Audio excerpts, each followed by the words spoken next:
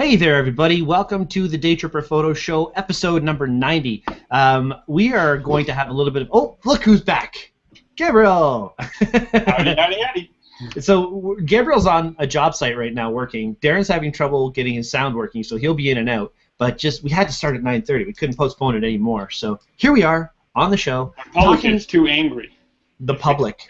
Yes. Our public. Well, hopefully our public is watching the show right now. We have a great time doing the show. We're up to episode number 90, which is pretty amazing in my mind. I think that's pretty awesome. What do you think? Meh. My only other co-host. Whatever. Well, today's episode is going to be on event photography. We're lucky enough with Daytripper Photo to have a lot of opportunities to help out our community and to do a lot of really cool things for the people around us. And there's a lot of events that go on, the Run, Walk, and Roll. I shot for the Astronuts thing. Of course, we shot the Vaughan Film Festival, which was a lot of fun. Shooting events is not easy, and it's not just those kind of events. Gabriel, you shoot all kinds of events, don't you? I shoot all kinds of events. Yes, I do. From birthday parties to weddings to corporate events to like Christmas parties to, yeah, all kinds of things. Darren, what kind of events do you generally like to shoot? Can you hear us now, by the way? Darren cannot hear us. I'm guessing Darren can't hear us. Darren just looks good. All right, so we'll move past Darren for now. All right, so like I said, one of the really great things about being in a community is giving back to the community, and I find the Daytripper community has done so much for all kinds of different charities and events.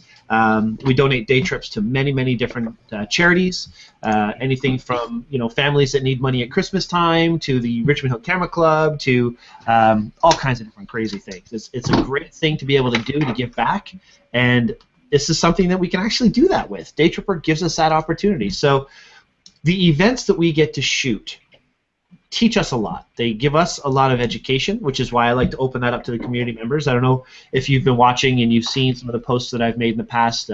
Hey guys, there's this event, who wants to shoot it? We get all kinds of people replying, and they're phenomenal photographers. I mean, Fernando, Stephen, Morley, there's a lot of really great folks who help out with these events. Of course, at the Run, Walk, and Roll most recently. Oh, sorry. We don't see your video, but that's sorry about that.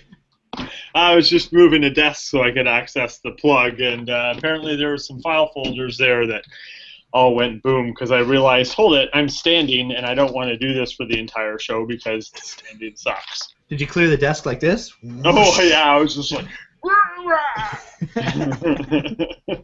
Oh Lord!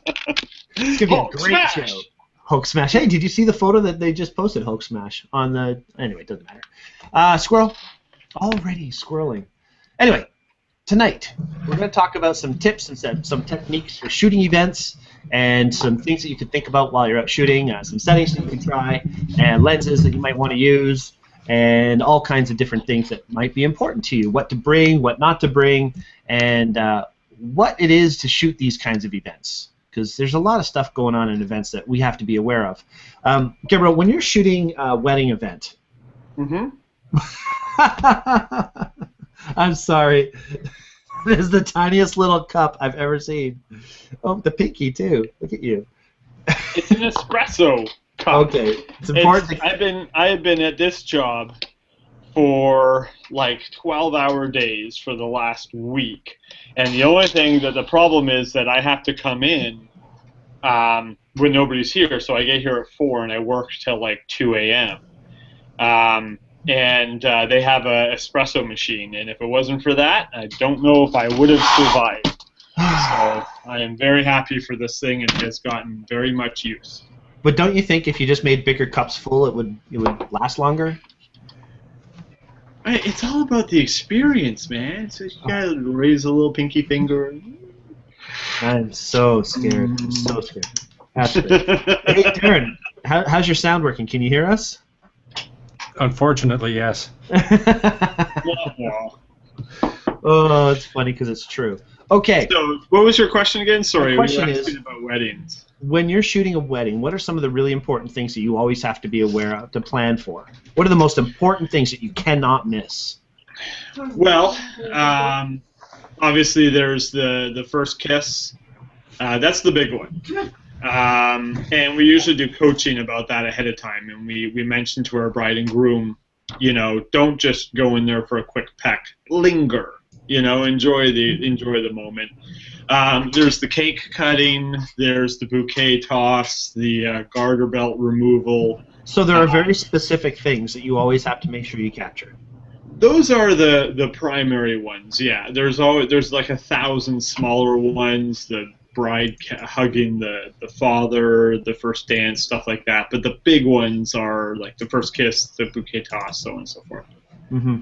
I think ultimately, the more you do these things, the more experience you get, the more you'll know about all these things to do. So what we're going to do tonight is we're going to give you some pointers, we're going to give you some tips, and we're going to hopefully give you some things to think about if you ever get the opportunity to shoot these events yourselves. And keep your eyes open on the Daytripper community, because the more events we have coming in, the more opportunities our community members will have to join us and shoot these events. I think the biggest event we shot as a community was the Vaughan Film Festival, which, as I said earlier, was a lot of fun. All three of us got to shoot it. Our friend Blake, Fernando, Stephen Morley, we all had the opportunity to shoot this event, and it was so much fun. It was a 3-day thing, and we had to go back and shoot 2 days of movies, and then the big, huge awards ceremony with Rick the Temp, who was hosting it. I don't think he's called Rick the Temp anymore, is he? No. Rick the Temp.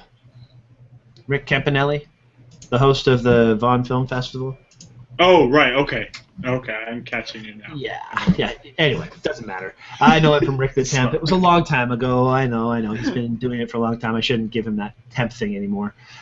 Before we get to the meat and potatoes of the show today, though, I would like to just remind people that if you're watching this after the fact on YouTube, please click like, subscribe to our channel, share our channel with friends of yours who you think might be interested in photography, or just, three goofy guys talking about photography, and maybe they'll be interested in what we have going on. It seems like we have a larger group every week watching, which is a lot of fun. We've got folks watching from all over the place now. There's some people from the Ukraine and all over the place. So thank you all very much for watching our fun little show. Hey, don't forget to click like or subscribe to the show down below. That way when we have a new show, it'll automatically update your YouTube feed. And yeah, tell all your friends. There's little share buttons all the way down there for Facebook, Patooey, Google+, Twitter, Patooey. Well, first, before we get into anything else, I just have to say hi, Darren. I know we haven't seen you in a while. Is everything okay? How have you been? No, I've been busy. You've been busy. I saw that you had a decision to make. Come home from the cottage or just stay at the cottage? What was the final verdict? I should have stayed at the. I did. I stayed. You stayed? I stayed. Well, I'm glad you're here. Thank you for coming back on the show. Always good to have you around. Gabriel, what have you been up to this week? I have been... aside from working 12 hours a day at this job. Yeah, that's about it. I was able to take a day off for Canada Day, which was really nice, and hang out with the family and watch the fireworks with, I think it was 12 children under 10, which was just the most awesome experience. And, of course, I become the jungle gym. So I've got, it was, I think, eight children under 10. And at one point, I had all the children piled on, cling to my arms and legs and shoulders, and I was like, the big monster, tickle monster thing. It was fantastic. How are you supposed to take pictures when you're a tickle monster? No, actually, I didn't even bring a camera. I took some video of the fireworks and stuff, but this time was just 100%, totally there, my son on my lap, just enjoying the whole experience, just being there without a camera. So. Wow, I want to congratulate you on that, but all I can think is yet another reason, just. Those with children love it. Those without, different story. So yeah, just my computer business has kept me, especially this week. with things blowing up and stuff has kept me incredibly busy. So not a lot of time for editing or shooting, but that seems to be the case. When one is busy, the other one dies out, Right. and vice versa. So it's been a fantastically productive and financially happy week. That's always a good thing. And speaking of happy, on June 28th, you and I did something kind of fun. We went and did the Google Plus 3rd anniversary photo walk with Ron Clifford and a bunch of other amazing, amazing photographers that I've only known through Facebook or through Google Plus up until now. And tooey. Yeah, that was a blast. It was a lot of fun. We went to Toronto, Center Island, walked around a little while afterward with our buddy Sean. It was my birthday, which was even better because it was just a lot of fun. They sang happy birthday to me from across the water, which was really neat. So, yeah, great time. Good week. Very, very good week. I'm glad to be back here on the show doing our thing. And speaking of our thing, let's get right into it. How about that? So, first of all, what makes event photography challenging? Any ideas on that, guys? Like, what do you find the most... Moving target. Yeah, no kidding. That is true. Well, it depends on... Oh, sorry, go ahead, Darren. No, go ahead. I was just going to say, it depends on the type of event. One of the things that makes events so challenging is that it is a moving target. Sometimes the important thing that you're going to be taking a picture is over there, and sometimes it's over there, and sometimes you never know where it's going to be. So it is hard to set up your lighting. It is hard to know where you're going to need to be. It is hard to know what lens you're going to need. Are you going to need to take a picture of something across the room or right in front of you? That's why a lot of wedding photographers, especially during the reception and stuff, will carry two cameras. I usually have my 7D with my 1020 on it, and then my 5D Mark III with a 7200, so it sort of covers the whole spectrum. For sure. What were you going to say, Darren? Well, I was going to say that there's a couple of things when you're shooting events. The first one is you need to know what it is you need to shoot. If you're doing a wedding, you got to know the shots to get. If you're doing something like the Vaughan Film Festival, then you have to, know what your topic is. Are you shooting the people as they're coming in? Are you shooting people when they're in the ballroom? Are you shooting the speeches? At the Vaughan Film Festival, there were 2 stages. Yeah. So we had to set things up where, someone's doing this stage, someone's doing that stage, and if someone goes away, you need to let your partner know, or you need to let someone know that, hey, I gotta, go into the bathroom for 10 minutes. I'm not going to be here. If anything happens on that stage, make sure you find someone to cover for me. The other thing is you got to know your camera settings, because you're in a very hostile shooting environment. There's, dim lighting. There's bright lighting. Maybe you don't want to use a flash in some locations. Maybe you do want to use a flash in other locations. And if you're trying to use 2 cameras with Nikons, then you're a fool. Trade them in, buy Canon, and keep everything simple. Oh, you are really off Nikon now, aren't you? They are so retardedly stupid. It's not.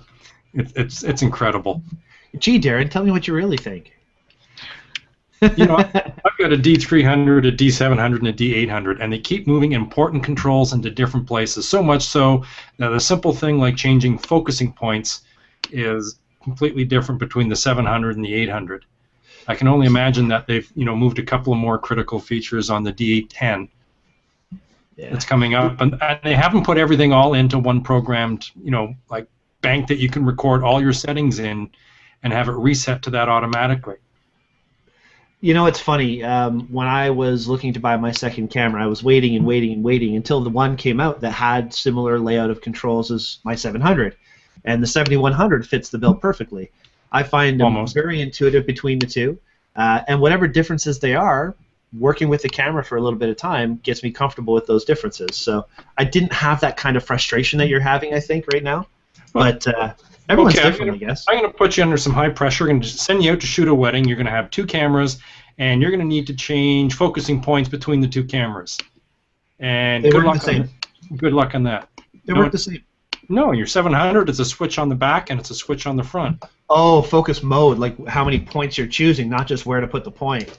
Yeah, that's a bit of a pain. And then on 71, it's a tiny little button. You have to find the little button. I'm always up too high hitting the lens release thing. So your lens pops off in the middle of a shoot? No, you're pushing the side of it. Nothing happens. Well, okay, which really sucks, but really has nothing to do with event photography. It has everything Well, to do it with does a event bit. photography. It Well, does I a mean, bit. You have to know your gear. You have to know your gear, is the point That's of a that. big thing, is because one problem that we run into is, and one situation pops into mind, where we were shooting it was a birthday party, I think a 1 or 2 year birthday party, and they had food on this side of the event, and then they had like a bouncy castle and stuff on the other side, and it was all indoors, and the food area was really well lit, and the bouncy area wasn't, and so you need completely different settings going from here to here, right? Now, I'm not trying to, rag on Nikon. On the Canons, it's really easy because you set your settings. Well, no, I'm just saying for what we. Well, no, Darren's going to completely agree with you right now. I yeah, mean, so this is what Darren's been waiting for. One side, and you program it to C1, which is on your mode dial. Canons have C1, C2, C3. You set it to C1, then you set up your settings for the other side. You set that to C2, and you can just flip back and forth, back and forth.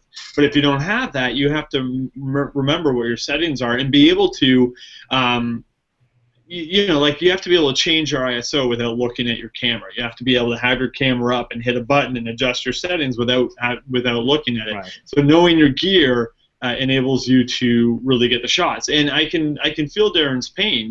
There is a slight difference in the 5D Mark III to the 7D, but it's not a huge difference. If I'm grabbing one, and you're trying to change the setting, it should be rather intuitive as to how to do it on each camera. No doubt about that. And that's the reason I say that's not really anything to do with shooting events. I mean, that's just being a photographer, knowing your gear.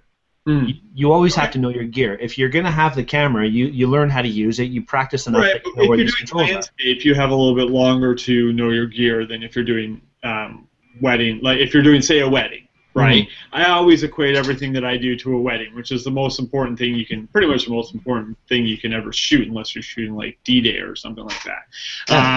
But I mean, it's if you're shooting a birthday party, then you have a little while to fidget with your settings, unless you're doing the candle blowing out and stuff. But most types of photography, portrait shooting, you can take 4 or 5 test shots. Sunsets, you can take a bunch of test shots. But event photography, parties, you want to get that person doing that crazy thing, the other person flying through the air, the kids making that funny face. You got to be bang on with your settings all the time. Mm-hmm. And for the most part, you can do that. You can change them. But when you're going, like you said, in that wedding situation or the kid's birthday party where you've got different lighting, you need a whole completely different set of settings in one side of the room and the other side of the room. It's so nice. You flick the dial, and it goes to what you had set it to. Even if you change it while you're using it, when you change it and then change it back, it goes back to what you had set it to. And that's one of the things in event photography is, I like to plan ahead. Okay, I'm going to be here. I'm going to need these settings, and I'm going to be here, and I'm going to need these settings, right? So if I had a Canon camera, I'd program those in before I even walked in the door, took out the camera. I'd have that programmed in at home before I left, and it would just make things a lot easier. It gets you in the ballpark much quicker. Well, let's open this up to the Q&A group. I see we have a bunch of Q&A questions and comments coming through. So those of you who are watching us right now, tell us what you think. Are you more into using custom modes to go back and forth and choose your modes, or are you comfortable enough with your camera where you'll just step into the situation, be able to dial it in no matter what? I'm kind of feeling more that way. I've worked really hard and been in a lot of very challenging, time-restricted shooting situations that I feel very confident and comfortable changing these settings around. So to me, that's one of the lower problems. But let's hear what everybody has to say. Before we get to that, though, I'm going to go through some of the things that people have been saying. First of all, Mark says, a little while ago, Gabriel, you mentioned that there will be a wedding seminar through Daytripper. Is that still in the works? And he's definitely interested. Okay, yeah, that is still in the works. Okay, so we're just waiting for a time frame for that. And we also potentially have a new location where we were going to be doing those, where we'll have a little bit more space, a little bit more room. So that'll be great. And yes, Blake, angry public. You are the angry public. That's about it. You're the banana public. Banana Republic. I don't know where I'm going with that. All right. Darren's just upset because he bought the wrong camera, apparently. Is that true, Darren? No, Nikon makes good quality, bad menus. Fair enough. And the more people that mention it to Nikon and complain and publicly voice their displeasure with, it's not just me. There's lots of people that voice it. The more that Nikon may change. Yeah, see, I don't know so much about that. I mean, Nikon right now is sitting on a $17 million pool of money just waiting to be sued. So who knows what's going to happen with Nikon. All I know is I like my cameras. They work well enough. And yes, Ron, event photography equals no second chance. I agree with that, which is why when Daytripper shoots these events, we're not getting paid for it. We're just donating our time, volunteering our time. So if we make mistakes, it's okay. And plus, the fact that we usually have many photographers at each event, there's usually a good selection of a good mix of photos of what they would want to use versus what they won't want to use. So that's how we cover our bases. And yes, Stephanie, it is awesome. This is show number 90. I'm super psyched about that. Darren, can you believe we're at show number 90? Yeah, it's gone quick. It really has. I mean, it's over 2 years now we're doing this almost. Well, just about 2 years, I guess. Louise has entered the building. Thank you very much for entering our building, Louise, and keep on watching. Maybe she entered Gabriel's building. Gabriel, turn around. She's right there. Brian, yes, I know. I show my age all the time, especially when I'm at work and I'm singing songs from like 1970s TV commercials. It's horrible. Okay, back to our topic. Why are they challenging? Well, Canon menus and Nikon menus are difficult. Blake says, and Canon menus are better? I've heard about the Labyrinth. I guess that's why they need custom menus. It's true.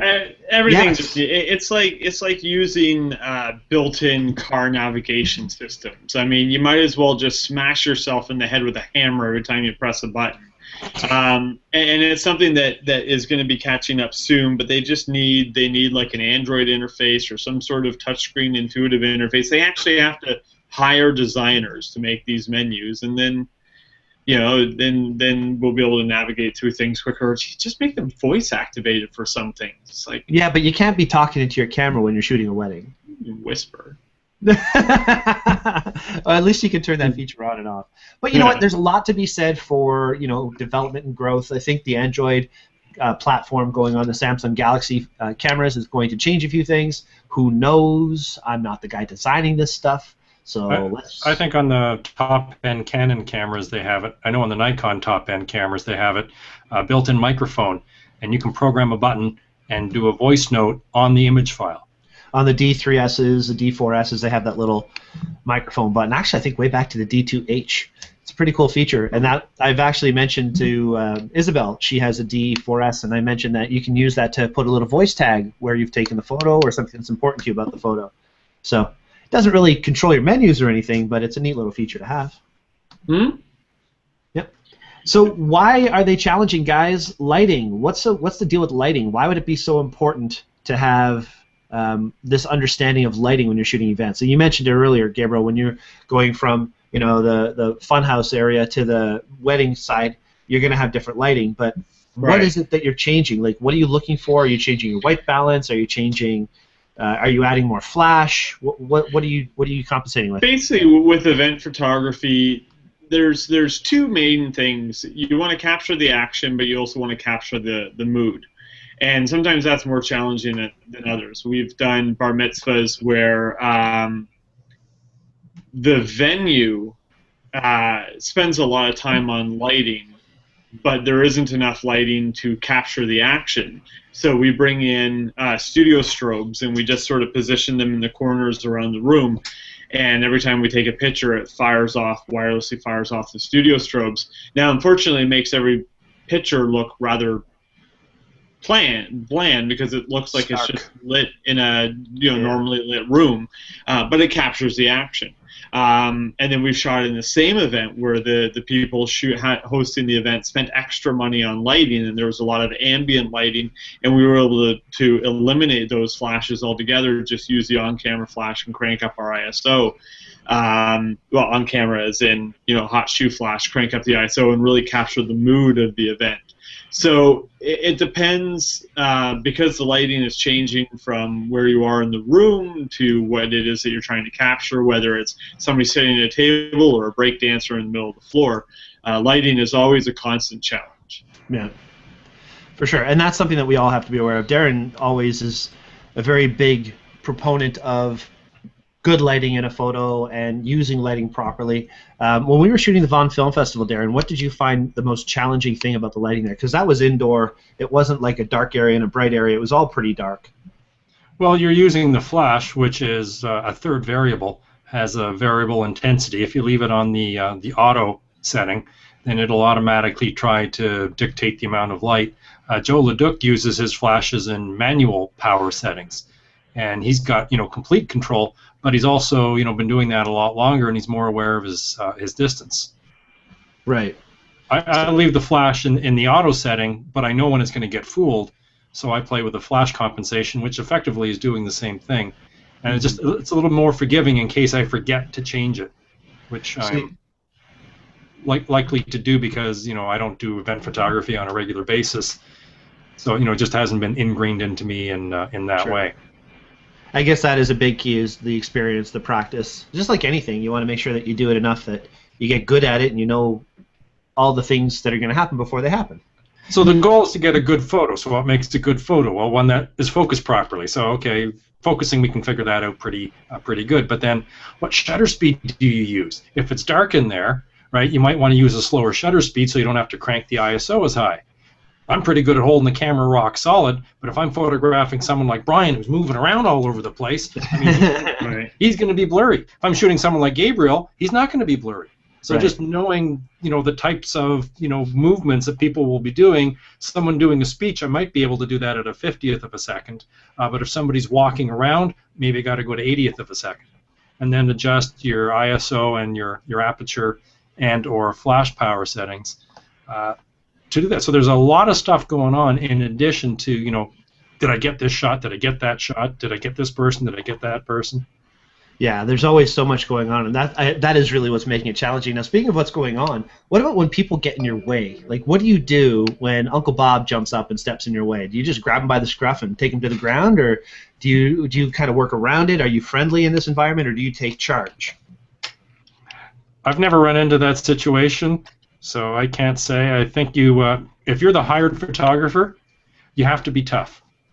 You've got to be able to speak with authority, tell people, sit, stand, move over there, and hey, you, get out of my way. Right? You're not the paid photographer. Get out of the way. I don't want to see you. Be behind me. Would it help if you get like dog treats in your pocket? Say, sit. Get a treat. No, I guess not. Well, I mean, someone's going to pop up and grab a shot, and for the most part, you have to be, I guess Gabriel's running into this more, so let's listen to Gabriel's answer.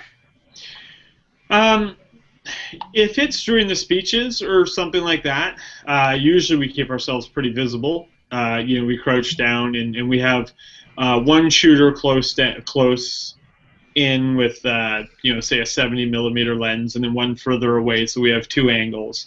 So if one person gets covered, another person can do it. Where we run into this the most is we don't run into it very often during the ceremony. If we do run into it during the ceremony, there's a fine line. You have to remind yourself that, yes, you are the paid photographer, but these are also their close friends, right? So, they're invited to be there. You're just hired to be there. Mm-hmm. The place that we run into the problem the most is usually during the family pictures and the couples pictures and bridal party pictures afterwards. We do our best to carve the bridal party away from the herd right after the event, but we still get where we'll line everybody up, and then people just walk right in front with their iPhones or whatever and snap the picture. So if we find, usually it's just one or two people, but if we find that there's a certain event where a lot of people are doing that, then basically what I do is I say, okay, listen, everybody, we're lining everybody up. We love that you guys are enthusiastic about getting pictures, so here's what we're going to do. Trish and I are going to line everybody up, and then we're going to go in, we're going to take our pictures, and then we're going to give you 20 seconds, and you can all run in and take your pictures. and then we're going to change the pose. Or usually we'll give them a chance to go in before we actually shoot. We'll say we're going to line everybody up. You guys go in. We're going to give you 20 seconds, and you can snap 1,000 pictures if you want to. And then we're going to kick you out, and we're going to come in. We're going to take our pictures. And we laugh while we say it. We make a little game out of it, and it just sort of helps give them some guidance. Let them know you're going to have a few seconds to take your pictures, but then it's our turn. And I know some photographers that are. I know Darren was, joking around when he was, saying about what to do with guests. But I know some photographers that are like that, and they've gotten in trouble from the clients, and the clients are like, "Listen, jerk, yeah, sure, I'm paying you a few $1,000s to take these pictures, but you don't talk to my Auntie Nona like that." So.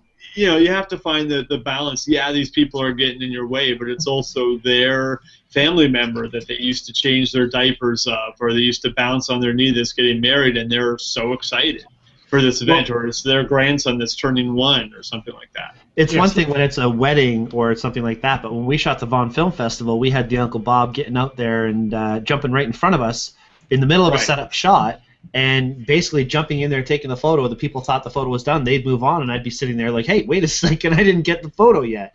So yeah, and that's when it's up to us to speak up. And I find the biggest thing is just make a joke out of it. It's, he was done, but I'm the one that actually matters, or something like that. Short jokes and stuff like that, because he was a little guy. Should make short jokes. Yeah. I just feel like I know you just posed for a short amount of time. You posed for the amount of time that's equal to his height. But now it's my turn because I'm tall, and it's. Some people don't have a sense of humor. That's for sure.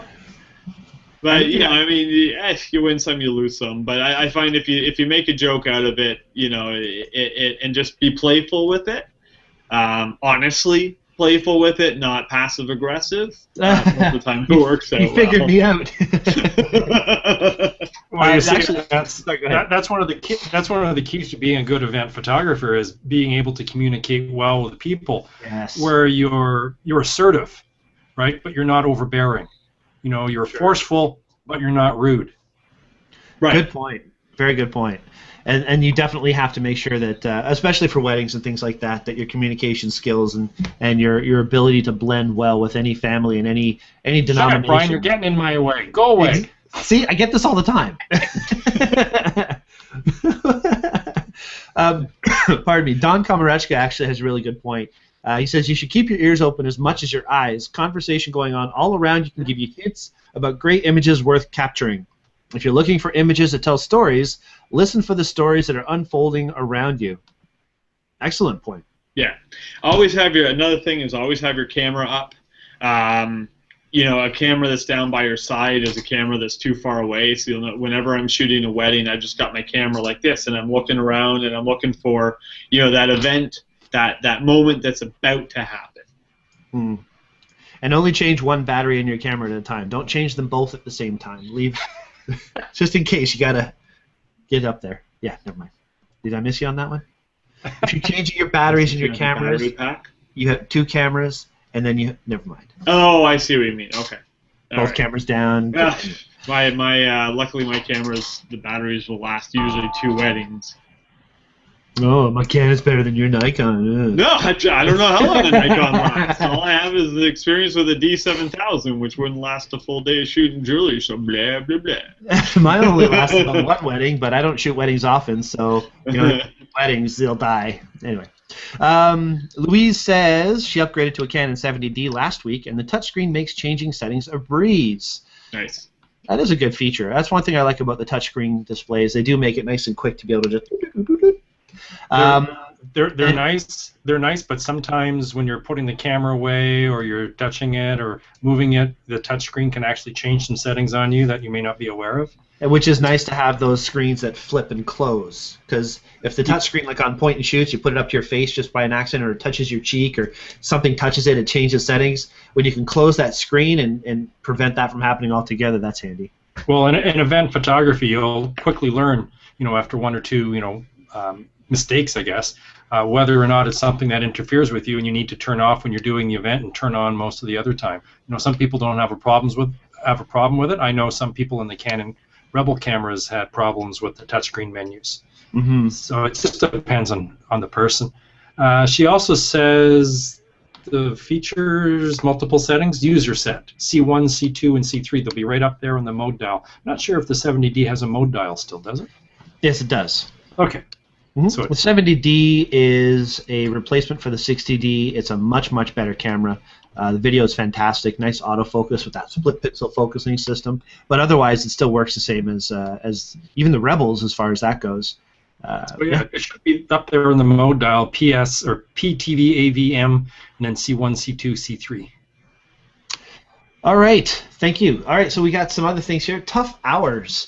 Now, that's the thing. When you start shooting an event, you're pretty much there for the entire time they need you, so you have to be on the ball.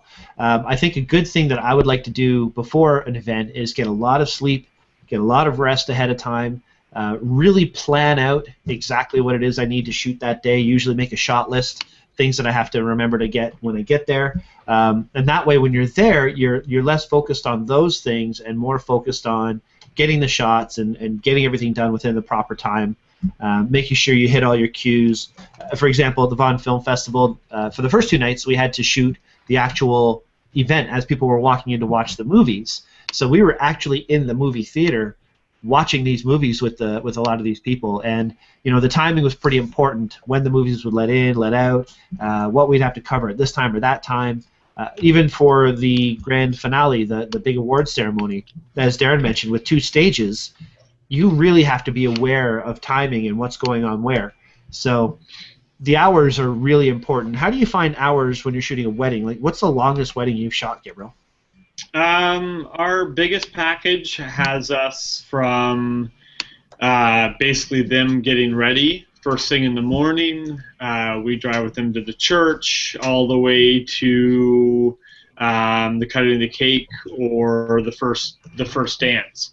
Whatever comes first. So yeah, it can sometimes be from 8 or 9 a.m. till midnight, 1 o'clock in the morning. That's a big day. Yeah, it's a big day, and for any event, I would say one, wear comfortable shoes. 2, we always bring water and granola and protein bars with us. So we have what's called our home base, which is a huge camera bag that you just sort of zip it open. It has all of our gear in there, and in there we have bottles of water.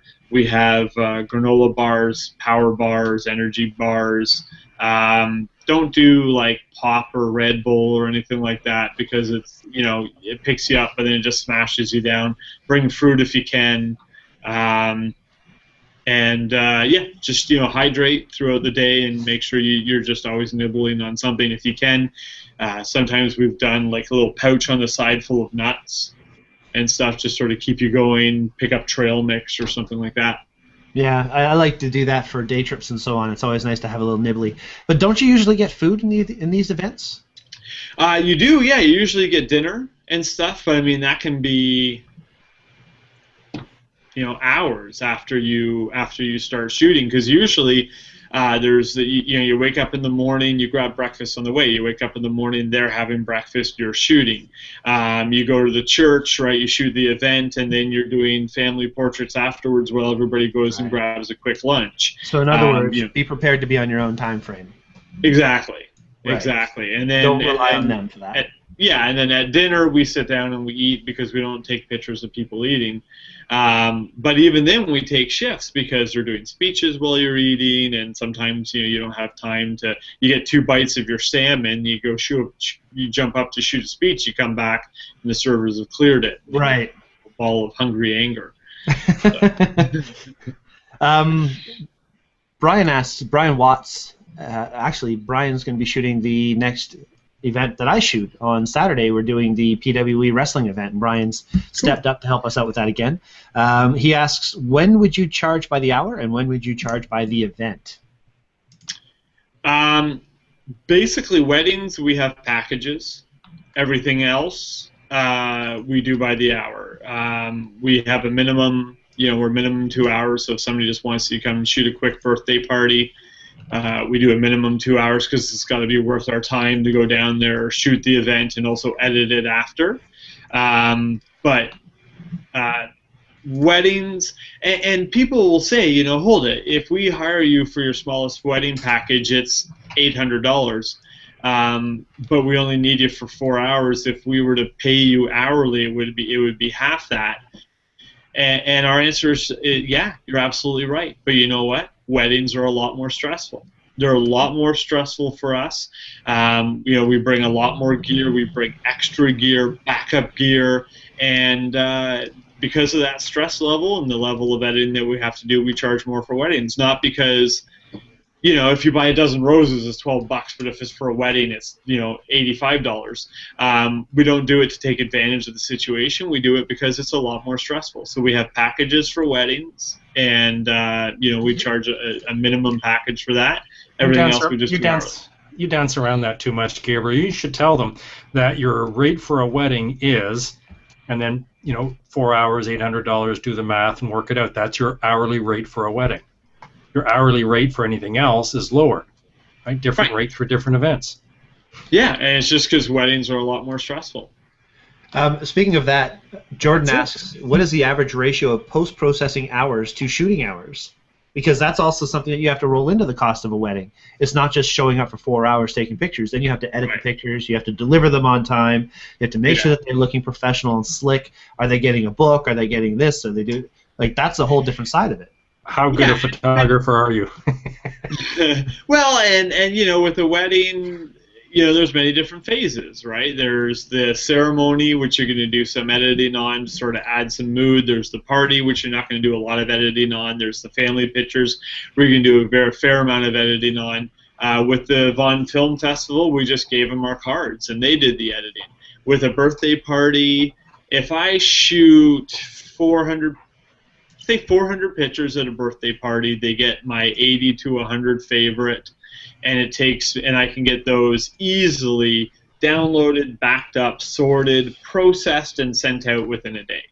Easily. A bar mitzvah, usually it's longer, you know, because usually the event is longer. I can get those out in a couple days. A wedding, I always say, you know, give me 3 weeks or so. Mm-hmm. But yeah, it depends on the event, and like Darren said, you know, how good you can get it in camera. I always overshoot, and I know that I overshoot. If I'm trying to get a specific shot, I'll shoot 6 pictures and then choose from my favorite of those. I know that I overshoot, and I know that it costs me time, but I also know that at the end I've got the exact picture that I want, and I'm okay with that. I'm okay with having to spend the extra time at the computer culling through my photos. But if you just want to take 1 or 2 shots, and you're going to have less culling, and you'll process it out faster. Mm-hmm. What about safety? Safety of gear. Like, I know when we shot the Vaughan Film Festival, we had for the events where we were shooting in the movie theater, we literally had a small little room where we can just kind of put our stuff in there, right down below the projector room. If we were shooting the Vaughan Film Festival at the actual award ceremony, our stuff was right there on the floor with everybody else, just off to the side. So you really have to not only have it somewhere where you can be safe, but keep your eye on it. Yeah. And don't think that because it's a happy event, whether it be a wedding or a bar mitzvah or a film festival, don't think that because everybody's having a good time that somebody won't just come up and snag your gear, because they will, and they have, and I've heard it happen to a lot of photographers. We have, like I said, we have home base, so it's a huge photo bag, and it can fit just about everything that we own, but it's also... it's designed to be able to, it's like TSA certified. It's the right size to be carry-on gear, and it's got a built-in one of those cables that you can extend from it and wrap through the zippers and then lock back into itself. And so we always find a table or something like that, and we zip it through a couple of the zippers, wrap it around the leg of the table, and then snap it back into the lock. So it makes it a little bit annoying if we need to go and grab a lens. It takes us a little bit longer, but we usually have 2 or 3 lenses on us. That's where you keep it all on you, on pouches and stuff around your waist. Yeah, right. Exactly. But it's important, and don't think that it doesn't happen, and don't think that it won't happen, because it does and it will. For sure. So make sure your stuff is locked up. Yep. As Brian says, Think Tank bags, the Fort Knox of camera bags. Well, actually, I think yours is the Low Pro, isn't it? No, mine's the. No, you're right. Yeah, mine's the Low Pro. Yeah. I couldn't afford the Think Tank. Well, my home base is a Low Pro as well. I don't have the locking system on it, but I've not had a problem yet. But yeah, I mean, there's so many really good bags out there. Think Tank makes a great product. Low Pro makes a great product. Not a fan of Kata, although I know Blake likes his Kata very much. Yeah. Even if it doesn't have that built-in wiring mechanism, all zippers have the little loop in them. Just pick up a really thin, lock, something from Home Depot, but a small chain, and chain it through in a little padlock and something like that. I picked up a really cool padlock for my gym locker, and it's a touch one, so you just program a code into it so you can open it within seconds, and it's really secure, and then get your gear. But make sure your gear is locked up somehow if you're not carrying it all on you. Nice. And if you are carrying it on you, it's like we saw on the Google Plus photo walk. There was a guy there that had all of his gear on him, but he forgot to undo his bottom zipper, and all of his whole back of his backpack was just hanging out. So make sure you secure everything up. On the boat. Yeah, he stands up on the boat to walk away, and I noticed his entire back half of his bag was hanging down. Everything could have just been bloop. So I just like, whoa, buddy. Brian to the rescue. That's how I roll. So speaking of gear, what gear would we recommend for using for this type of thing? There was another good question Jordan had. How long do you keep your original event photographs for? Ever. Really? So just if a customer loses them within a year or two, I'll republish them and send them out to them. If it's been a couple of years, and I charge them for re-exporting them and burning them to a disk or uploading them to a web page or something like that. But yeah, I mean, oh my God, hard drives are so cheap. You can pick up a 3 terabyte hard drive for like $98, and I've got 5 external 3 terabyte hard drives and 3 internal 3 terabyte hard drives, and just keep adding them. They're cheap. I don't think people realize how much hard drive space you go through when you start shooting these things. I can shoot 70 to 75, 80 gigabytes of data per wrestling event. Yeah. So it gets overwhelming with how much storage you have to have. Now this is where I think the online storage system might work well. You were talking about on the bus coming back from Niagara Falls. You were talking with some of the folks about online storage, and what would you think would be the best option for almost an infinite number of storage space where you can just save all this stuff? Yeah, there's 2 primary ones out there. There's Carbonite and CrashPlan. I use Carbonite personally. I know a lot of people that use CrashPlan and are really happy with it. I just say go to both of their websites, research what they offer and find out which one's best for you. I use sort of a 2-tier. I use Google Drive, which means I can access everything on my phone automatically, and then I use Carbonite, and then I have an internal backup system as well, where I have a primary hard drive where all my photos are, and then a secondary backup hard drive internally. So I have pretty much 4 different versions of all my files. 2 of them are cloud-based, and 2 of them are local-based. And the nice thing with the automatic ones, with the Google Drive, the Carbonite, and the CrashPlan, is that you don't have to remember to do the backups. As soon as you put them on your computer, they're just automatically backed up, which is nice. For sure. Not an extra step you have to deal with. Exactly. Okay. Gear-wise, there's lenses, memory cards, camera batteries. We talked about batteries. Flash batteries, there's carrying cases, straps, flashes, modifiers. I mean, there's so many things to talk about that it would probably be a whole show just on that. But just to briefly talk about your favorite lenses, memory cards, batteries are fairly standard. You just get the brand name. Don't buy no-name batteries because they die really quickly. Unless you're buying it as like a secondary battery that you might use once every 6 months or something like that. No, don't even do that. I mean, one day when it's important, it's going to get confused and it's going to be a problem. Stick with the manufacturer's battery and the manufacturer's camera, and you can't go wrong. I can't disagree with that either. I've seen it time and time again where a person will be selling you a no-name battery and be like, yeah, but it's got a 2-year warranty on it, so if there's a problem, bring it back. Well, yeah, but if there's a problem while you're shooting a wedding, you can't necessarily. Right. That's not going to help you. Or So, if the problem that occurs fries your camera. which I haven't heard happening too often. That's probably not a huge problem, but I guess it's a possibility, isn't it? No, I think you're more likely to have the battery just not perform Right. like you expect it to, or suddenly, it's working good today, and then tomorrow it just, poops out on you. Yeah. And the same can be said for memory cards too. Like if you're going to be, sorry, go ahead, Gabriel. I don't want to cut you off.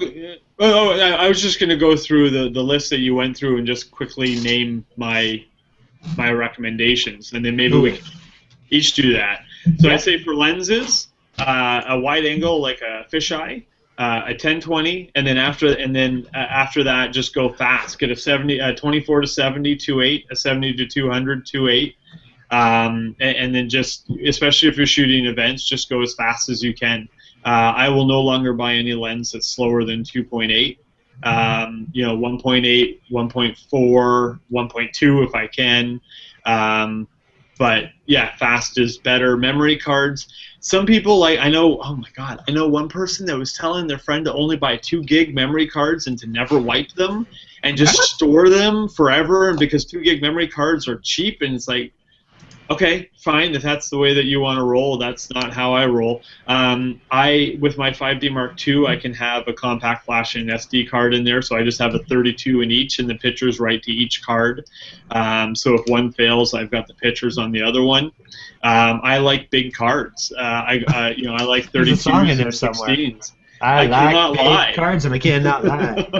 Sorry. Camera batteries. I would say go with the manufacturer ones. If you can get a grip, that's great. Put a couple batteries in there.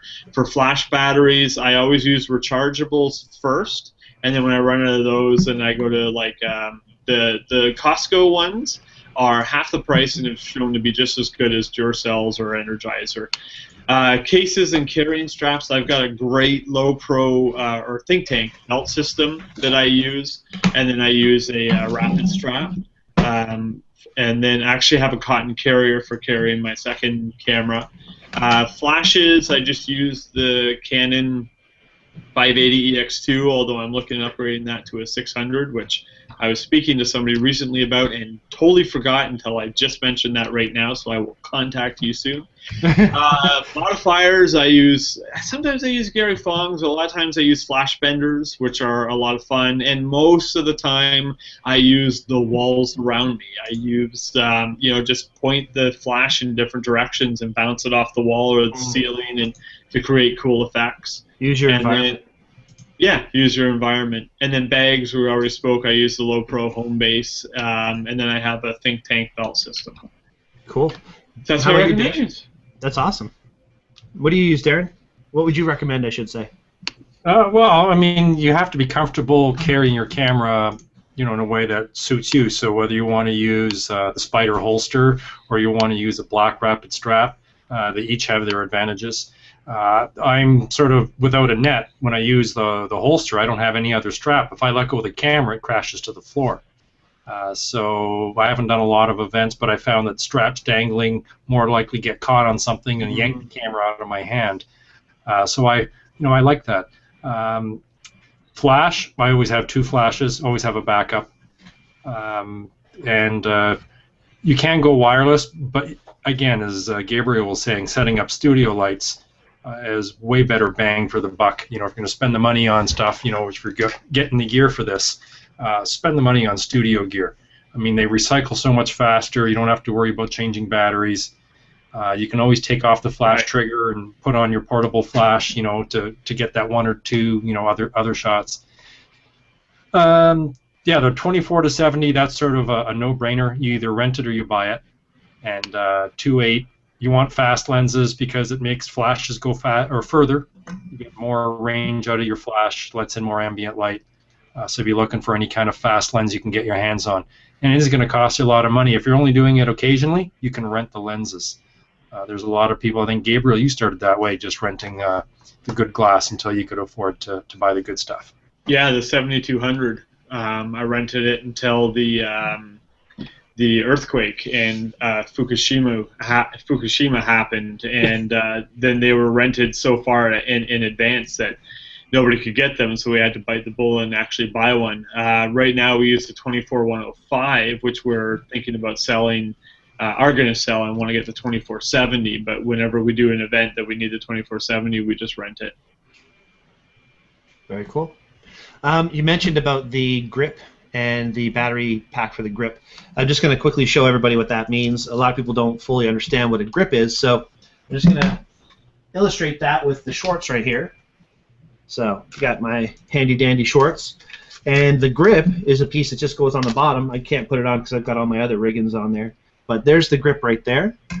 And the cool thing about a grip is that it not only takes regular batteries, and as you can see, this one here doesn't slide into the camera. This has one battery. My camera keeps the second battery in it. Some of them, the piece here just actually goes into the chassis of the camera, so it holds two batteries. This one only holds one internally, but also has a separate tray for AA. So if you do run out of your batteries, you can pop some AA's in there. And Gabriel, you mentioned about the rechargeables that you recommend from Costco. In my experience, I haven't used those, but I have used some other brands and so on. And in my experience, the best ones I've ever used are the Sanyo Eneloops. I've heard that, yeah. No, we use the Energizer rechargeables, and then once those run out, then we buy the Kirkland AA's just as a backup.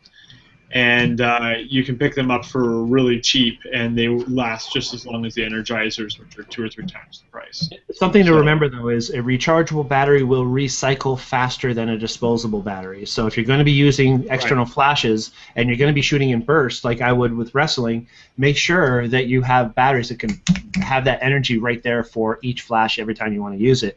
So that's important. Now, also holster systems, it was mentioned about the cotton carrier. This is my cotton carrier side holster. I usually wear it on its own just when I'm at work or something like that. Just kind of clip it into my belt. Just Velcro's on there. Never comes off. It's very convenient. But it also comes in a belt system with a shoulder piece, and you can even get the chest plate and so on. They also come with these little handy hand straps. So it's really easy to keep a grip on the camera. Even if you think you're letting go, it's actually right there. The best part is it just slides down on that piece. Look, got my hand all crooked. There we go. And once that's on your hip, it won't come off no matter what you do. You like that? It won't come off. I'd laugh my pants off if that bounced up, fell on the desk. Right? Would that be considered overuse for Nikon? So they wouldn't fix it? Yeah. I just got the shorts back from repair, so I don't want to go killing it. But bottom line is, until you twist it, it's not going to come off. And even when you twist it, sometimes no.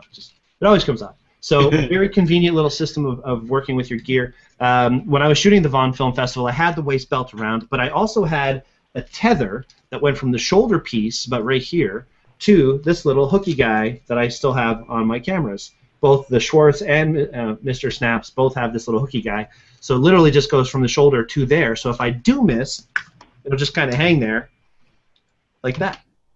So there's a lot of interesting ways you can carry your gear. I usually also use some Think Tank lens pouches, the large lens drop-ins, along the other side of my holster belt, so I can just throw in some batteries and some memory cards and whatever else I might need for that day. Lens cloth, my Lens Pens product. So you never know what you're going to use. When we were in Niagara Falls, it's not an event. Well, technically it is. It's a Daytripper event. If I didn't have that little lens pen thing with me, I've talked about it last week, I tell you, man, it would have been a completely different story. And luckily, just to sidetrack for a little bit, we still have some lens pen product to give away for this week's photo challenges. So keep your eyes open for our photo challenge review, which will be coming up in a few minutes. We're going to talk more about that. Full disclosure, they are a sponsor. We have legally we have to mention that. So. Well, they are our sponsor, and I'm happy they are. And when I go to an event, this thing always gets packed up in my bag. This is the loop that goes on the camera. It's got a light, so it shines the light inside so that you can see, and the sensor swab. There's just sometimes dust or a piece of crud or something will get in the camera, and if you don't have a way to get it out or to clean it, you're doing a lot of extra editing at the end of the day. It's true. And the pens that they give you in that loop kit are pretty handy as well. They're just these thin little guys with the bendy end. So lots of different things you can carry with you. But the point is, keep stuff with you that you're going to use, not just stuff because it's stuff. I find myself getting into the trap of carrying as much gear as I could possibly have because I have it. You know, you don't necessarily need to use it if you're not, or bring it, I should say, if you're not going to use it. So really experience is the best way, right? The things that you bring 3 times and you never use, stop bringing it. You're just carrying extra weight. Absolutely. Jordan asked a question, and I saved it until now because it's relevant to our conversation now. He asked about memory cards. Have we ever lost any photos due to bad memory cards? Well, I could tell you, I'm going to start with this. First of all, I only use, for my important shooting, I literally only use Lexar. That's all I'll use, whether it's compact flash or SD.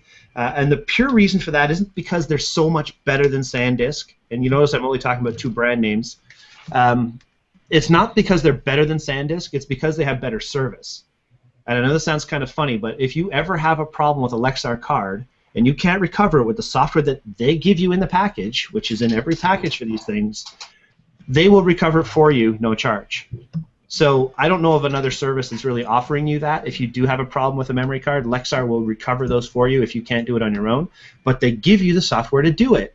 In fact, SanDisk gives you software as well, but only with a 1-year membership, where Lexar gives you a lifetime membership with their software, or subscription, I should say. So other little things. Now, they're both good quality cards, SanDisk versus Lexar. As far as reliability goes, I don't know of a major difference. You're going to have a faulty card every once in a while with any card. It's a chip. It's a little chip thing, so it could fail. But the biggest problems I've seen were the ATP, Kingston, Kodak, PC, any of those no-name brand cards that are all built in one place. They have a lot of problem because when they fail, they will not be recognizable by your computer. So if a computer can recognize the card, that it's connected, you can usually do a recovery. If it can't recognize there's a card, you're up a creek, and there are many people that have been up a creek because they went for the cheapest cards they can possibly find. So guys, if you're listening to this show, if there's one little piece of information I can leave you with tonight, it's don't buy cheap cards. Buy good cards when they're on sale. Big difference. Yeah, and I always hedge my bets because my 5D Mark III can take a SD and a compact flash. I'll have usually like a SanDisk compact flash with a Lexar SD in there, and so I got one of each. I've never lost pictures due to a failing card, but with a SanDisk, I was shooting a paid event where I was actually hired by somebody else, and I dropped one of my cards on the ground, and didn't think anything of it, threw it in the card, started shooting figure skating. Halfway through the event, CF card failed. Started flashing up, and I'm freaking out, and I flip it through really quickly and let him know that that happened to the card, and he was able to extract the photos from the card, and then it never worked again. Mm-hmm. And it was about a week after that I bought the 5D Mark III because I want all my pictures going to 2 cards all the time. Good point. Very good. What kind of card was that? It was a SanDisk. SanDisk, yeah. Yeah. A lot of cameras now have dual slots. The 7100 has 2 SDs, as Gabriel says. The 5D Mark III has a CF and an SD. D800, I believe, is a CF and an SD. That is so annoying because these little guys here, they're so easy to lose. I mean, they go in your shirt pocket, you can't find them. I mean, if you pull out some money, they could get stuck in your, in the bills if you're just throwing one in your pocket. I mean, at least with the compact flash, they're bigger, they're harder to lose. But then these things are so convenient, right? Because laptop computers have card readers. Just about every computer has a card reader. So there is a bit of a trade-off, I guess, there, right? And Don says it's funny that I say Kodak is a no-name brand. It's true. I mean, you wouldn't think Kodak would be a no-name brand, but it actually. Well, now Don's dating himself because if he still remembers Kodak and they made film, then he's pretty old. Sorry, Don. Distracted right now. We just got new cat litter boxes for my cat. I know she's an old girl and everything. She was having trouble getting up inside the old litter box. I know I'm squirreling here for a minute, but now it's her first time actually looking at them. And you know what? It looks like she's peeing right outside of the box. That's fantastic. Well, let's take the camera and do a close-up view on that. That's the most disgusting thing I've ever seen. All right. Thank you for that epic fail. Yeah, it's another reason. Oh my God. Okay, I'll have to. Wow, that's really not good. All right. Things I didn't need to know this week. How do we continue a show after this? Thank you, Shelley, for coming on to This fix week the in problem. urine. I am just going to mute My birds are better than cats. Oh, he's muted his mic. Yeah. Oh, we can smell it now. We can smell it now too. Google's gotten so good that smells are starting to come out of the computer. Well, let's move this show right along. If he is, forget it. Well, I unmuted myself. Whatever. Okay. So speaking of moving right along, that's pretty gross.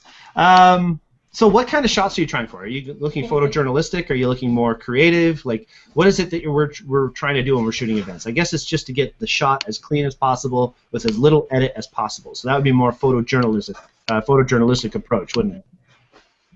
Yeah, you're trying to capture the smiles. You're trying to capture the happiness, the hugs, the laughter, the funny faces, the goofiness, the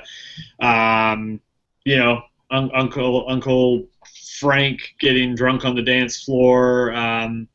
You're trying to capture the things that don't necessarily remind them of the events, but the mood and the happiness that everybody had at the event. Yeah, you're wanting your photos to tell a story more than just getting good lighting on somebody. What you want to do is you want to be able to make sure that when the cat's missing the litter box, that you get a good angle on it, so that it can just, some shots you just have to take. You got to take one for the team. Oh my God, I don't even know what to do about this now. Good thing I didn't. Just ignore it. Just ignore it. Just ignore it.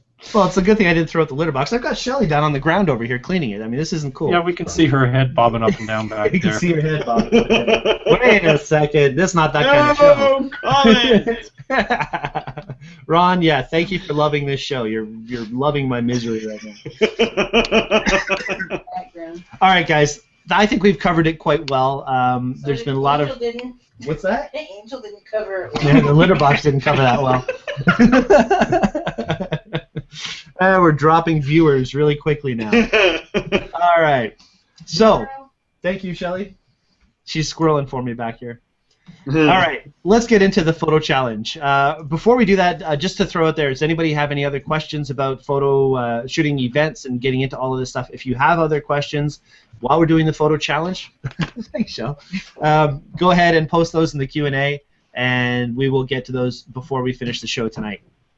But if we're going to finish the show tonight, we've got to move it along because we saw this whole photo. Over. Yeah, exactly. So, when you get older, you too will have to worry about missing. Yeah, I'm worried about that. I am. That's a whole different conversation, though. We'll do a show on that one day. We'll have Ron on as our guest. Okay, so photo challenge. Gabriel, do you want to bring up the photos from the photo challenge? Brian, I sure do. Show. Best cat litter box designs, Don Hennessy says. Oh, boy. Let me just find my, I was using this for remote access, so my screen share button. You know what? I should probably plan to have some sort of cat litter problem on every show. It seems like everybody's interested in that. There you go. No, I don't. See my screen? I see your screen. Looks great. Okay, so as we are already 9 minutes over, and I have an hour drive home because I'm still at a customer's, let's fire through these puppies rather quickly. Let's fire through them. Fire it up. Okay. So this is interesting. This is one of the first photos that was posted. It's an interesting twist, and I think she said, what was her caption on that? Let's see if I can find that. Here it is. Forecast isolated showers. It's clever. It's really clever. A for effort. Absolutely. I like that. Absolutely. Now, I kind of feel like that these last couple of weeks. Oh, no. Darren's had his black cloud following him around. Is it a Skittles cloud? Actually, I posted a photo of a black cloud that I had following me around, and then I went through a lake. Huh? Huh? It rained so hard, it was like I was going through a lake. Oh. But the photo that I haven't shown anybody is the rainbow that I got tonight when I was filling up for gas up near Fenelon Falls.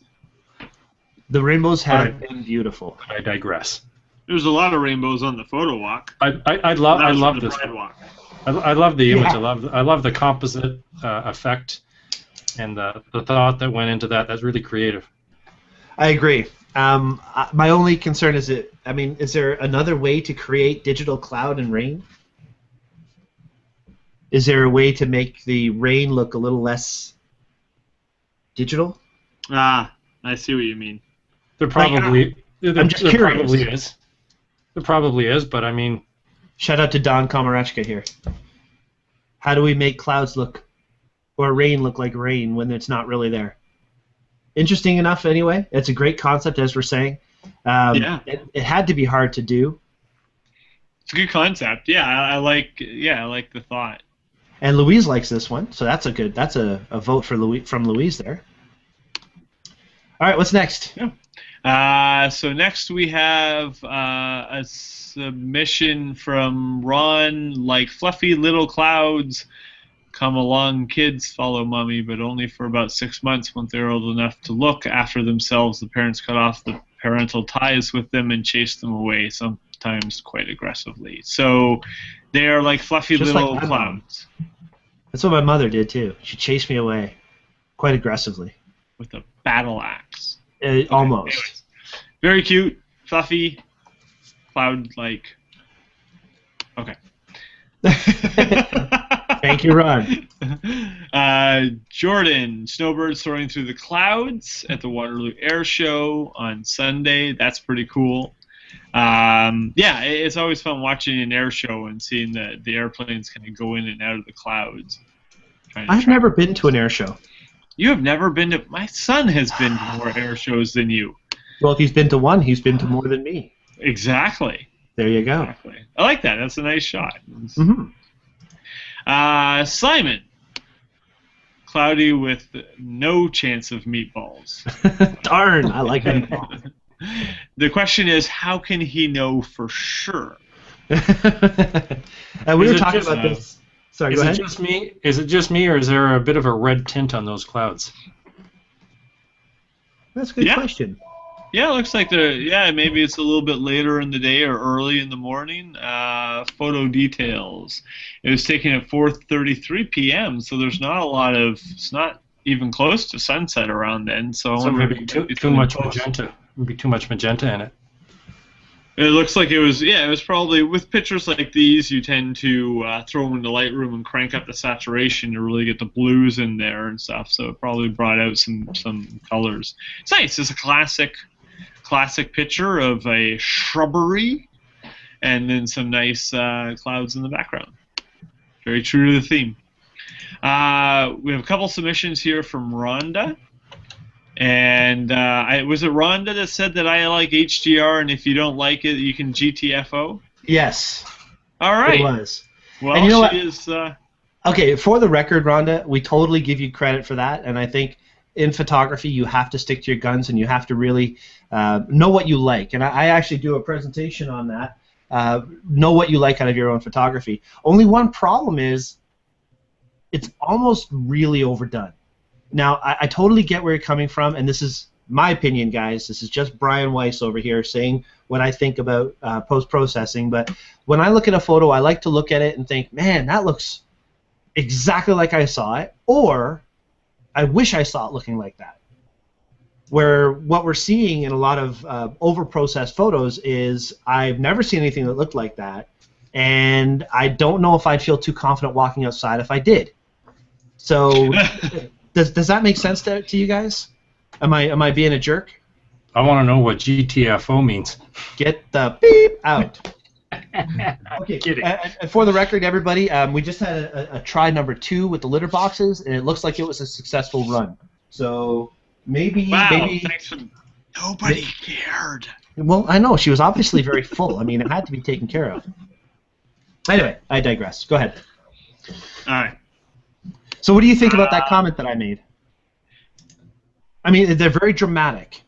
And that, I think, is really what Rhonda's liking. She loves the contrast, and she says this in her post. She loves the contrast that she gets. and I agree with that.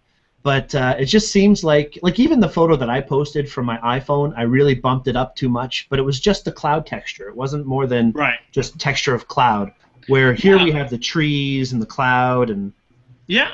On some days I like it. On some days I don't like it. So that's one of those.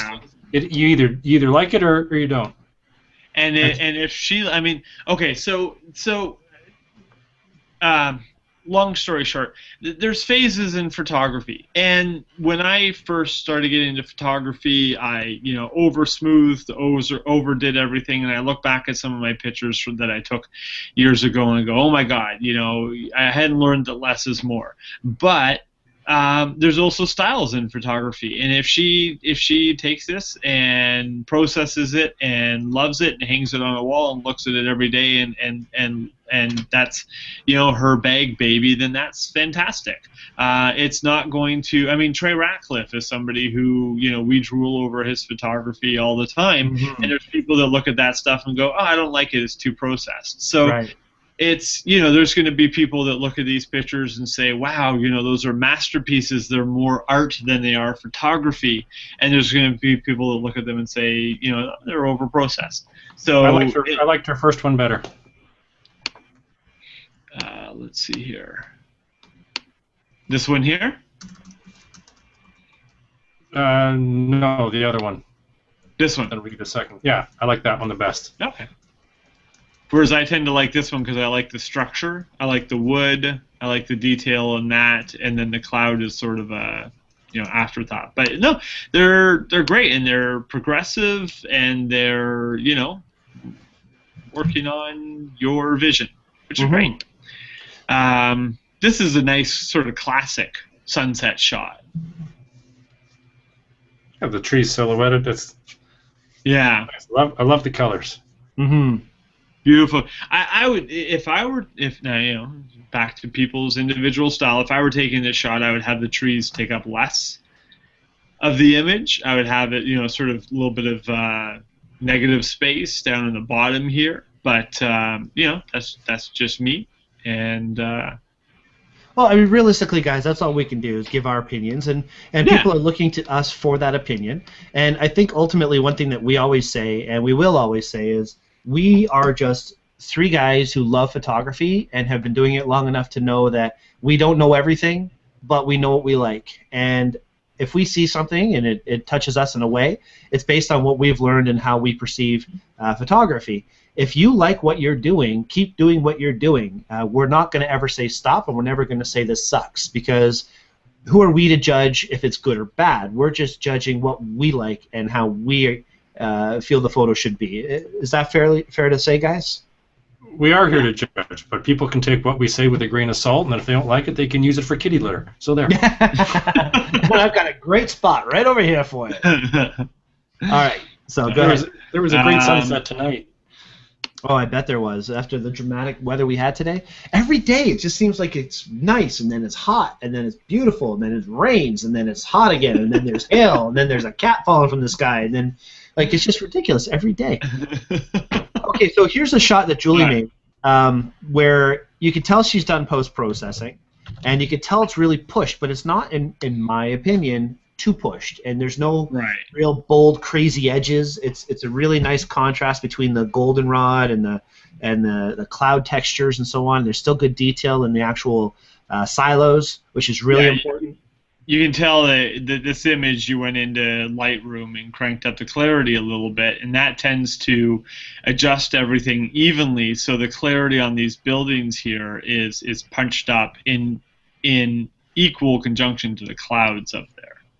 Which is nice. Yeah, I like that. Another one from Julie. I like this one as well. And this one's a little bit less. The clouds are a little bit less punchy. And it's also hard if you're looking to punch up your image and you know about the gradients, the clarity slider in Lightroom. Also look at the horizontal, what do they call that? Horizontal editing tool, where you can drag down and have an effect only cover like half of your image. Oh, the gradient tool. Gradient tool. That's what looking for. Yeah, and that's really cool if you're trying to get one effect on the sky and a different effect on the ground. I find when we went to Toronto, where we met all the really great people, I'm just looking at Paula Cheese's photos right now. She's somebody that we met there. A lot of those photos, I did the whole Miami Vice thing, or not Miami Vice, the what do you call it? CSI Miami, where the top is very blue and the bottom is very gold. I would do the gradient filter for that, and I would kind of punch it up that way. Yeah. Certainly things people could try. Now, that other photo that Julie posted there, Gabriel, we were there, weren't we? Is that the same place that we went with Holland Marsh? Yeah. Yeah. It's really, I love the leading lines that draw you right to that far point. The color. It's a good shot. Yes, I think it is. Yeah, it looks very reminiscent to where we were. It does, and if it's not there, it's another field. Yeah, it's definitely. If it's not, it's a field. I'll tell you that much. It is definitely some sort of field. I like this one here. The clouds sort of peeking out between the trees. There's really not really a other visible cloud in the sky, and this is such an interesting formation. Again, you can tell it's sort of black and white HDR because you can see a little bit of haloing around the branches there. Mm-hmm. And but it's very punchy, and I like there's just enough shore showing there with the rocks, and then the framing really adds to this image. It's nice. Actually, Stephanie's been doing a lot of that kind of work. This is, I believe, at the Scarborough Bluffs, and she's had some amazing images from the bluffs with the trees coming up in the lower third, and I'm sorry, the weeds and so on. Excellent area, and she really has a great eye. I'm very impressed with how Stephanie's taken her photography. And speaking of being impressed, Julie does say that she's used the gradient tool. She uses it all the time, and it's very helpful. Awesome. Yep. Louise. Very nice. This is very much what I was expecting to get from the cloud theme. Mm-hmm. Real detail in the clouds, a little bit of blue sky in behind, just the cloud itself, right? The thing that I love about this one is that usually you're looking at a blue sky trying to figure out what the clouds look like. And this one you're looking at a cloudy sky trying to figure out what the opening looks like. Yeah. That's right. Looks like an old guy in a bathtub. See, there's the nose and the chin. I see an alien reading a book. Yes, well, you would. Leaning over, yeah. I see a witch standing over a cauldron, but I think that's just me. There you go. Cool. And it's funny, looking for the shapes in the opening. Nice, relaxing shot. Julie also says it was in the Holland Marsh, so yes. There you go. I'll bet you were even right about it being a field. Another one from Lori. Very nice. Now this was taken with her cell phone. Ooh. Which is pretty cool. iPhone 5S. And then probably looks like it's got some post-processing done to it as well. Mm-hmm. Probably in phone. Yeah, you can actually tell, this one here, you can tell that it's taken by some sort of mobile device, because you'll notice once you get into the punchy area, you'll see a lot of grain. Mm-hmm. Up in here, so that's sort of one difference. Well, a lot of people, mobile phones are great for a lot of stuff, but when you start getting into dark areas and things, there's a lot more grain just because of the sensor sizes and stuff. Yeah, I've noticed that quite a bit. Even editing SLR photos, just doing the edit in the phone. I never saw her photo when I posted mine, even though there's no clouds in mine. I never saw her feet until after I posted my photo, and I went, oh. There you go. I posted and I'm looking at the other one and go, oh, wow. You're such a follower. I am such a follower. So this was Cloudy Judgment. Should I spend the night? Of course. The answer is always yes. It was a rhetorical question. Yeah, I like how you were doing the concept of the idea instead of just the idea, which is kind of neat. It says somebody that just took a picture of clouds. Hey, look, there's a dragon. No, that one's totally a dragon. There's the nostrils. There's the eyes. It is totally a dragon, complete with like a halo around it, even the horns coming out the back. Yeah. I planned that. Dude. I know. Good job. I just like the clarity of the clouds. More snowbirds coming through the clouds. I like that. And they're kind of creating their own clouds. Simon has just piped up. He says he learns from our constructive criticism and he appreciates it.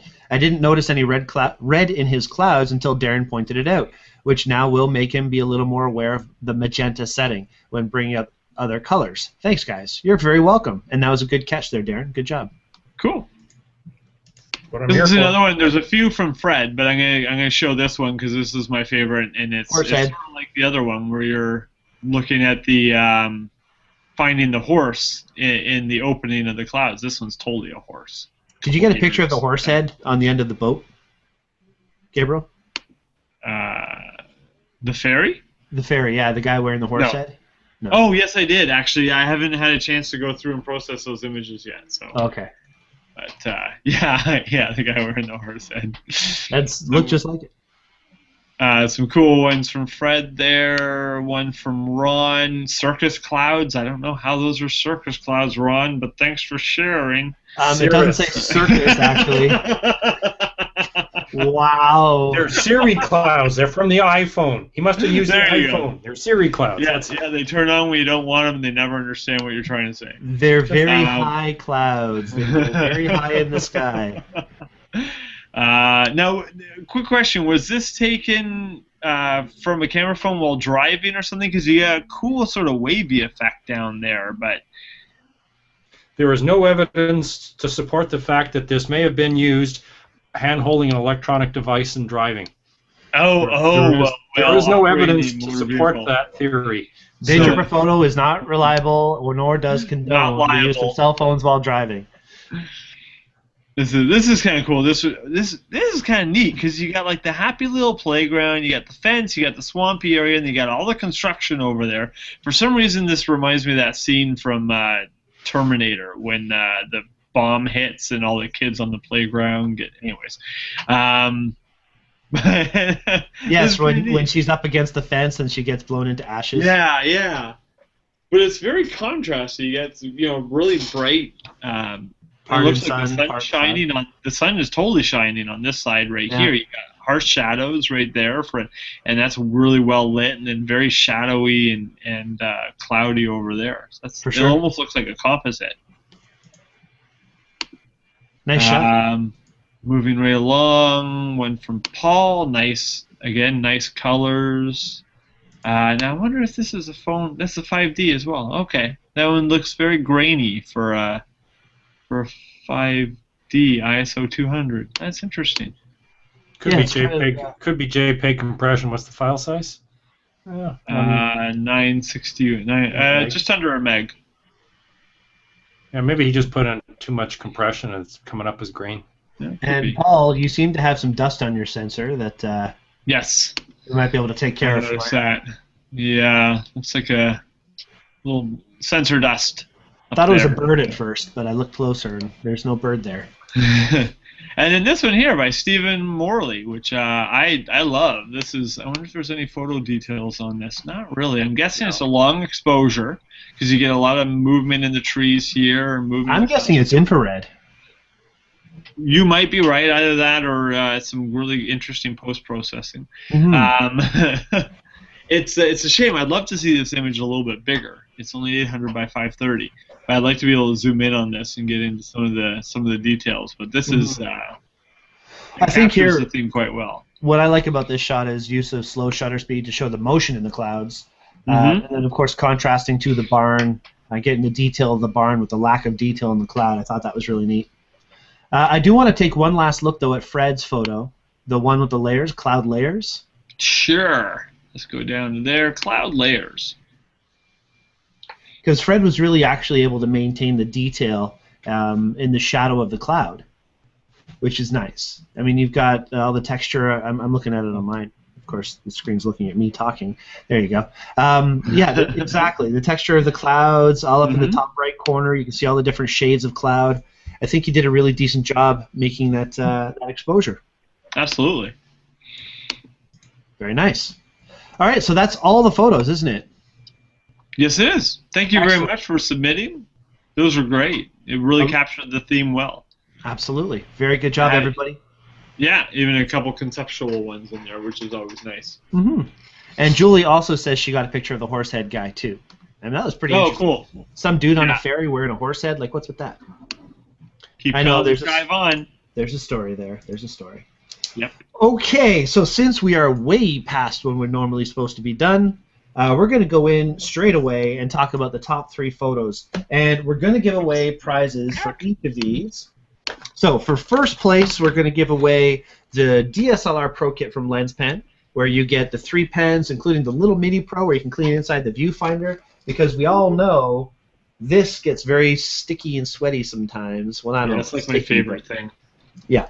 So the little pen, the bigger pens, the filter clear, and the lens pen. But you also get the cloth, and the cloth to me was the coolest part because that saved our butts when we were in Niagara. And then second place, you're going to get the cleaning kit with the blower, the cloth, and a single pen. And then, of course, third place, you're going to get just the great old lens pen with the screw cap. Cool stuff. And for those of you who win these prizes, please get in touch with me and arrange for a time to come and see me at Henry's Camera in Newmarket, and we will make sure you get these prizes too sweet. And if you already have these prizes, then we've got another prize in lieu of that that you can get, which is an amazing solar charger for cell phones and other really neat devices. You just plug them right over, and these were donated by an anonymous. I know, but I have to say it. An anonymous donor gave us these things here that we can give away. And this will be what you get if you don't want the lens pen. All right, so get to third place prize, and the winner for third place today goes to Rhonda. Rhonda with her photo of the rain cloud. I would have picked that as second place, but anyway. There you go. There you go. Yeah, we didn't confirm second or third for all these things, so I'm just kind of going with my gut on these. Go with the gut. Go with the gut. There you go. So Rhonda, you will win the lens pen, and I think I think you got one, but that's okay. If you need one, let me know. Get in touch with me for your prize. That's third place, and second place we're going to give this week to Stephen Morley for his photo of the barn with the clouds whizzing by. And I think, again, the reason we chose this photo for in our top 3 was for showing the motion and the clouds, and also the unique approach he took to the not black and white, but the more infrared look that he has in this photo. It's a neat design. Very nice shot. Thank you very much. And first place this week, saying in my best radio voice, goes to Julie for her photo of the marsh. I'm so confused. It's like I'm watching some sort of... And thank you, Julie, for submitting this. And again, the leading lines are what caught my eye, and the color, and just the textures that you got from this shot, and the good post-processing without going too far. And again, it's a personal choice. This is what we chose as our overall top photo of the week. All right, so thank you all so much for submitting your photos for our photo challenge this week. It has been a lot of fun, and I'm very impressed that we've had all of our viewers not disappear during this entire show, which is really cool. And if you have any other questions for us, please feel free to contact any of us. Y'all know us well enough now that if you want a question based on real estate photography or Photoshop or Elements or a lot of this other really amazing stuff, we can get a hold of Darren. And Darren, where can folks get a hold of you? Darren at dgvirtualtours.com, or they can just drop me a line on the community and I can get in touch with them. Anybody, if you tag us on the community, we'll see that right away. So that works just as well. Thank you for pointing that out, Darren. And Gabriel, where can folks get a hold of you if they need to ask you any questions? People can get a hold of me at Bousquet Photography. That's Bousquet photography.ca. And there you go. There's information down in the doobly-doo. There you go. It should have been there on the show, but now you can see it in the doobly-doo. So there it is. There you go. Excellent. And, of course, my doobly-doo is showing my stuff as well. And if you need to come on a day trip, by the way, we've got some really great day trips coming up. On the 13th of July, we've got our next falconry session. So we're going to have 8 birds of prey, 4 hours shooting them, an hour class ahead of time, and a 2-hour photo review and photo edit at our Daytripper Photo Academy space right after. It's a very long, well, not a very long day, but it's a good length of a good day. You get a lot of things covered, and for those people who have taken this session from us already, I think it's going over really well. It's a lot of fun. It's very exciting. Amazing birds. Great stuff. And that workshop's for the birds. What's that? That workshop's for the birds. It's for the birds. Also, on July 27th is our first Bring on the Night session of the second half of the month of the year. We did them. Yay, that's a really cool one. We did our Fire on Ice sessions earlier in the year in the wintertime, but this time we're doing in the summer, outside where it's warm. Just because you want to go, Darren, doesn't mean you got to chirp away. No, it's the crickets that people are going to be hearing when they're doing the nighttime photography. Yes. And if they don't hear crickets, they're going to see fox all over the place, because that's what we did last time. We looked out in the crowd or in the fields, and there were fox staring at us. It was really cool. So Bring on the Night is coming up very soon on July 27th. All of these day trips are available on www.daytripperphoto.com. And if you have any questions, you can get a hold of me there, or, like Darren suggested, tag us on Google+. We'll see it right away. Absolutely. All right, anything else to add to the show tonight, guys? Yeah, I just want to show everybody my double rainbow photo that I got. Oh, wow. Got a tank of gas at a $1.33.9 and a nice rainbow shot to boot. That's a double win. Double rainbow, the double rainbow across the sky. Yeah. I like how the clouds were... So intense. Yeah, I mean... And there's a little leprechaun dancing there at the down at the end. Lumberjack leprechaun. I didn't see a leprechaun at the end, but I saw a shadow of the leprechaun taking the photo in the middle. How do you know it's not just a post? What'd you say, Darren? How do you know that's just an ugly-looking post? That's a funny-shaped post. All right. Very cool. Very cool. All right, guys. The photo challenge theme for next week will be something that we haven't thought about yet. Bright. Darren. Bright. Darren, you pick the theme. Bright. It'll be bright. Make it Bright. bright. Make it bright. Bright is the theme. Not dark, but bright. Very unlike myself. All right. So, everybody, get out there and make your photo this week for Bright, and we will be reviewing those at the beginning of next week's show. And next week's show will be posted very soon. We got a big surprise for next week's show. It's so special. We don't even know what it is yet, but I'm sure you'll like it. All right. Thank you all for watching this week. Awesome. And, yeah, it is. You have no idea how awesome it is. Darn it. Okay. Thank you, everybody, for watching. Sorry we went a bit long this week, and I hope you'll forgive us and watch again next week. Thank you all. Have a great week. Take care. Bye-bye. Bye-bye.